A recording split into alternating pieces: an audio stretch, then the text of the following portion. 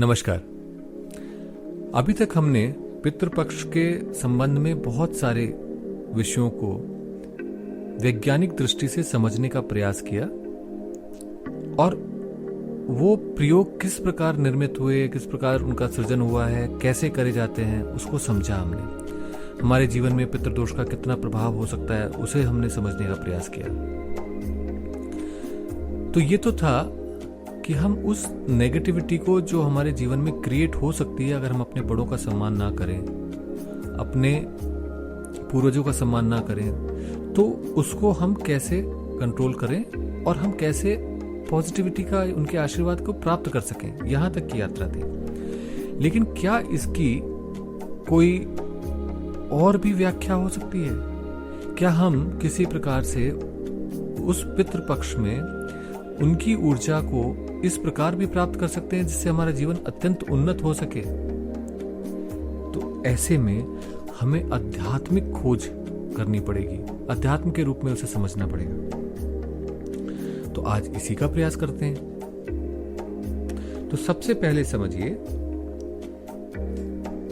कि हमारे शरीर के अंदर प्रीनेटल यानी जन्म से पूर्व माता पिता के संयोग से उत्पन्न हुई ऊर्जा संचित रहती है। जब तक ये ऊर्जा हमारे शरीर के अंदर है, हमारी श्वास प्रश्वास चलती है, और जिस दिन ये समाप्त हो जाती है, डिप्लीट हो जाती है, खत्म हो जाती है, एक ऐसे लेवल पे आ जाती है कि बाहर की सारी नेगेटिविटी को वो हैंडल नहीं कर पा रहा हमारा शरीर, उस हमारी ऊर्जा, तो शरीर शांत हो जाता है। तो पहला सबसे महत्वपूर्ण बिंदु कि हमारी जड़ों से प्राप्त हुआ रस हमारे शरीर में कहीं तो है, और वो जब तक है तब तक जीवन है। तो अब यात्रा प्रारंभ करते हैं कि हमारी कहां से यात्रा शुरू हुई थी और कैसे हुई थी। तो माता पिता के वीर्य और रज से मिलने से जो शरीर का निर्माण हुआ, इसी को ही जाइगोट फॉर्मेशन कहते हैं।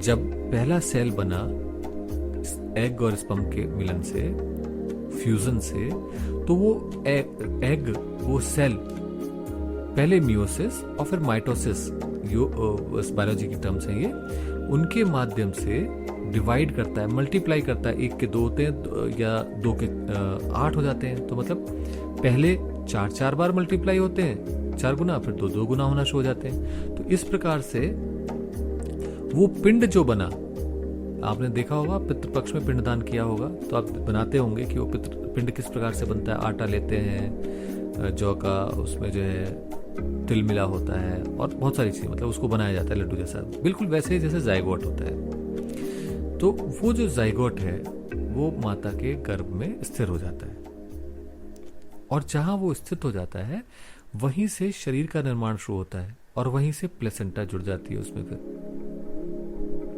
अब जब प्लेसेंटा जुड़ जाती है तो उसके अंदर जो कुछ भी ऊर्जा उस पहले बिंदु पर थी, उसके चारों तरफ शरीर का निर्माण करना शुरू कर देती है वो। और जो सारे शरीर का निर्माण होता है, उसके बाद जब ये शरीर प्रसव के बाद डिलीवर हो जाता है, तो ये बच्चा इस संसार में आ जाता है। अब आने के बाद क्या करा जाता है? कोई भी, आप में से सब जानते हैं कि बहुत बेसिक सी क्रिया है कि उस बच्चे को रुलाया जाता है या वो रोने लगता है, और जैसे ही वो रोता है तो हिचकी सी लेता है और उसके साथ ही उसकी सांस चलने लगती है। ये सांस कहां से चलती है? इसके 2 स्थान है। रेगुलेटर है जो हमारे ब्रेन में है, और जो सांस ली जाती है वो नाभि से ली जाती है। बच्चे को देखिएगा, वो नाभि से ही सांस लेता है, छाती से सांस नहीं लेता है। उसका पेट फूलता है, फिर सिकुड़ता है, फूलता है, फिर सिकुड़ता है।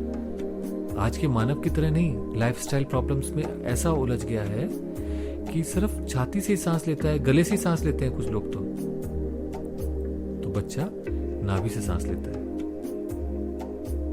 और वो हर सांस के साथ उस जाइगोट को के रूपी उस मूल रस को छेड़ता रहता है, हिलाता रहता है, हिलाता रहता है। उसमें से कुछ कुछ पोषण पाता रहता है।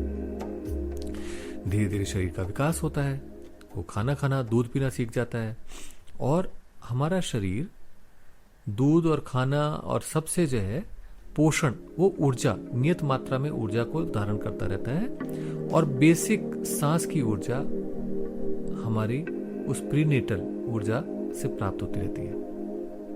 अब आप ये समझना, क्योंकि ये आवश्यक है इस चीज को समझने के लिए कि ये ऊर्जा फिर स्थिर कहाँ हुई। तो ये ऊर्जा स्थित होती है हमारे मणिपुर चक्र में। योग में जो चक्र कहे गए हैं उसमें पितृलोक मणिपुर चक्र में ही आपकी ऊर्जा स्थिर होती है। ये वो जगह है जहां से हमारी जड़ें जुड़ी हुई हैं। आपने सुना होगा नाभि या धरनी का डिगना, हिलना, स्थिर ना हो पाना, अपने स्थान से हट जाना, और कितनी वो समस्याओं को खड़ा कर देता है। वास्तव में ये जो बैलेंस है ये यहीं पर ही पितृपक्ष में हमारे को इसको बैलेंस को वापस रेस्टोर करना है और इससे आगे की क्रियाएं करनी है ताकि और अधिक शक्ति यहां पर इकट्ठी हो सके। तो अब ये तो स्पष्ट होता है, समझ में आता है कि वो ऊर्जा जो माता पिता के माध्यम से उस वंश की ऊर्जा जो हमारे अंदर आकर के स्थित हुई वो यहाँ पर स्थित है और हम यहीं से ही पितृलोक से जुड़े हुए हैं। तो अब होगा क्या, जब पितृलोक का द्वार खुलेगा तो ये ऊर्जा हमारे लिए और सरलता से सुलभ हो सकेगी। तो हमें करना क्या पड़ेगा, हमें फटाफट उनसे जुड़ जाना होगा जो हमारे पितृ हैं, जो पूर्वज हैं। और जैसे ही जुड़ेंगे तो ये ऊर्जा हमारे शरीर में फ्लो होनी शुरू हो जाएगी। ये कॉस्मिक एनर्जी, ब्रह्मांडीय ऊर्जा पितृलोक से जो आ रही है वो हमारे शरीर में आनी शुरू हो जाएगी और वो हमारे मणिपुर चक्र को व्यवस्थित कर देगी, उसको और ऊर्जावान बना देगी ताकि हमारा जीवन पूरी रस रंग के साथ खिलखिलाता हुआ संपन्न हो सके। हर समय दुख, दैन्य, दारिद्र्य और समस्याओं से घिरा हुआ और बड़ा निराश, परेशान सा ना रहे। अब इसके लिए इस ऊर्जा को प्राप्त करना और ये मणिपुर में उस ऊर्जा को स्थापित करना, ये सारी कुछ तो क्रियाएं हैं जो हमें करनी पड़ेंगी। तो हमें करना क्या है इसके लिए वो भी सीखना पड़ेगा। बट उससे पहले ये समझना आवश्यक है कि ये ऊर्जा जो हमारी नाभि पर स्थित है, जब तक ये ऊर्जा हमारे शरीर में है, चाहे सांस आप नाभि से लें, चाहे छाती से लें, चाहे गले से लें, पर जब तक ये ऊर्जा शरीर में है, शरीर में जीवन है। जिस समय ये ऊर्जा डिप्लीट होनी शुरू हो जाती है, खत्म हो जाती है या कम रह जाती है, शरीर की क्रियाओं में जो आवश्यकता है उससे कम ऊर्जा रह जाती है, तो हमारा शरीर शांत होने लग जाता है। वरना ये सभी प्रकार के रोगों से, सभी प्रकार की समस्याओं से शरीर की रक्षा करती है। और इसीलिए हमारा डाइजेशन, हमारा पेट सबसे ज्यादा इंपॉर्टेंट कहा जाता है। यहां तक कहा गया कि आंत बारी तो मात बारी, मतलब अगर पेट में परेशानी है तो ब्रेन भी जो है परेशान करना शुरू कर देता है। तो ऐसे में मणिपुर चक्र 10 पंखुड़ियों का एक चक्र अत्यंत महत्वपूर्ण है, क्योंकि वो अग्निलोक को, पितृलोक को होल्ड करके बैठा हुआ है, हमारी जड़ों को होल्ड करके बैठा हुआ है।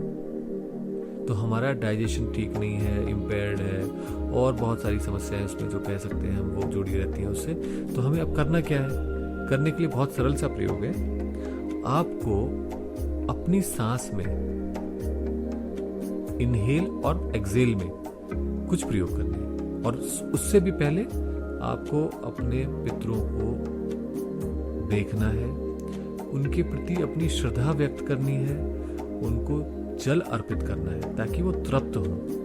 और जब वो तृप्त होंगे उसके बाद आपको इनहेल करना है, डीप इनहेल करना है, नाभि तक सांस जानी चाहिए, पेट फूल जाना चाहिए गुब्बारे की तरह, बैलून की तरह। उनसे आ रहे उस आशीर्वाद को, आशीर्वाद रूपी ऊर्जा को इस सांस के माध्यम से अपनी नाभि तक खींच के लेके जाना है। और उसको खींच के ले जाने के बाद में वहां पर उसे गोल गोल घूमते हुए देखना है। जैसे आपने देखा होगा ना, बिस्कुट होता है एक छोटा सा, इसमें स्पाइरल से बने होते हैं, या जैसे आपने सूरजमुखी का फूल देखा होगा, उसके बीच में उसकी कंद कर्णिका में स्पाइरल बना होता है। ऐसा आपको जो है अपनी नाभि में घूर्णन होते हुए देखना है। वो जो भी ऊर्जा जा रही है वो घूर्णन होते हुए वहां पे देखना है, भर जानी है पूरी पूरी, जो है बैलून की तरह पेट में वो ऊर्जा भरी होगी। अब जब आप एक्सेल करेंगे तो घूर्णन उलट जाएगा और वो ऊर्जा नाभि के पास किसी भी स्थान पर 1-1.5 इंच नीचे ऊपर अंदर वो एकत्रित होनी शुरू हो जाएगी, कंडेंस हो जाएगी। इसी प्रकार से आपको कुछ सांसें जितनी आपके लिए संभव हो लें और उसको उस समय जो है इसको कंडेंस कर लें। एक जितना कंडेंस होती जाएगी उतना ही ब्राइट लाइट होती चली जाएगी और यही है वो ऊर्जा जो आपको चाहिए। अब आपको करना क्या है, इसके ये ध्यान रखिएगा जिस समय ये क्रिया कर रहे हो तो अपने दोनों हाथ नाभि पर रखे होने जरूरी हैं। नाभि पर हाथ रखें। उस जल को तर्पण करने के बाद में आपको भी बड़ा अच्छा लग रहा होगा उस समय गहरी सांसें लें, उस तरावट को, उस तरोताजगी को, उस आशीर्वाद को उन पितरों के लेते हुए अपनी नाभि में एकत्रित करें। ये जो ऊर्जा है ये आपके लिए अत्यंत कल्याणकारी सिद्ध होगी, क्योंकि एक तो था नेगेटिविटी को रोकना, ये आपके अंदर पॉजिटिविटी का विस्तार करेगी और सबसे बड़ी बात ये ऊर्जा आपके अंदर जीवन के लक्षणों को और गहराएगी। तो इसलिए ये भी आवश्यक है कि इस क्रिया को करें, वरना जो वो क्रिया आपने करी उसके माध्यम से जो आपको आनंद की प्राप्ति हुई, उस ऊर्जा की प्राप्ति हुई, वो ऊर्जा अगर आपने स्टोर नहीं करी अपने अंदर तो बहुत ही जल्दी वो डिप्लीट हो जाती है, खत्म हो जाती है, फिर वापस आप ढाक के फिर 3 पात वहीं के वहीं वापस आ जाते हैं। तो इसलिए इस ऊर्जा को अपनी नाभि से नीचे या नाभि के अंदर, कंद एक स्थान होता है, मैं इसलिए वो बोल रहा था कि 1-1.5 इंच ऊपर नीचे और अंदर की तरफ, उस स्थान पर ये अपने आप ही कंडेंस हो जाएगी। जब पेट सिकुड़ेगा तो जिस जगह उसका बल पड़ रहा होगा, जोर पड़ रहा होगा, वो कंद ही है। तो इसलिए आप उसे एकत्रित हो जाने दें, उसको स्टोर हो जाने दें उस आनंद को, और वो पूरे दिन और पूरे समय आपके अंदर वो ऊर्जा छानी शुरू हो जाएगी। तो 15 दिन इसे करके देखें, 16 दिन।